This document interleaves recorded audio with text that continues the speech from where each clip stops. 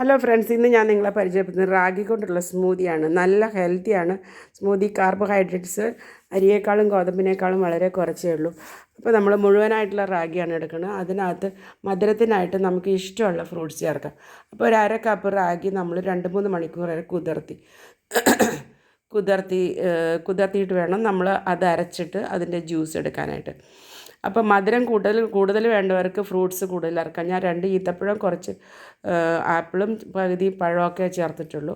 അപ്പോൾ അത് നല്ലപോലെ കുതിർത്തി മിക്സിയിലടിച്ച് അതിൻ്റെ ചണ്ടി മാറ്റിയെടുക്കാം.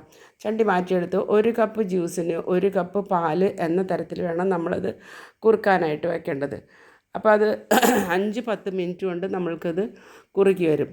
അപ്പോൾ തീ ഒരുപാട് കൂട്ടിയിടാതെ തീ കുറച്ചിട്ടിട്ട് വേണം നമ്മൾ കുറുക്കാൻ, അടി കരിയാതിരിക്കാനായിട്ട്. പിന്നെ ഒരു കഷ്ണം പനം കൽക്കണ്ടാണ് ഞാൻ ചേർത്തിട്ടുള്ളത്.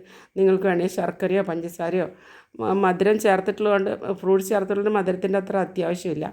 എന്നിരുന്നാലും ചെറിയൊരു മധുരം നല്ലതാണ്. അപ്പോൾ ചൂടാറാനായിട്ട് നമുക്കൊരു പാത്രത്തിൽ വയ്ക്കുമ്പോൾ 1 ടീസ്പൂൺ ചിയ സീഡ്സും 1 ടീസ്പൂൺ ഫ്ലാക്സ് സീഡും ചേർത്ത് നമ്മൾ ആ സ്മൂതീനെ ഒന്നും കൂടി ഹെൽത്തി ആക്കാം. അങ്ങനെ ഫ്രൂട്ട്സും ഈ അരച്ച് വെച്ചിട്ടുള്ള കുറുക്കും നല്ല പോലെ ചേർത്ത് നല്ല മിക്സിയിൽ നന്നായിട്ട് ബ്ലെൻഡ് ചെയ്തെടുത്ത് മീതെ ബദാമിൻ്റെ ഓരോ പീസ് ഇട്ട് നമുക്ക് ഡെക്കറേറ്റ് ചെയ്യാം. അപ്പോൾ ഇതുപോലെയുള്ള നല്ല നല്ല റെസിപ്പീസ് കാണാനായിട്ട് എൻ്റെ വീഡിയോ സബ്സ്ക്രൈബ് ചെയ്യാത്തവർ തീർച്ചയായിട്ടും സബ്സ്ക്രൈബ് ചെയ്യുക. Okay, by.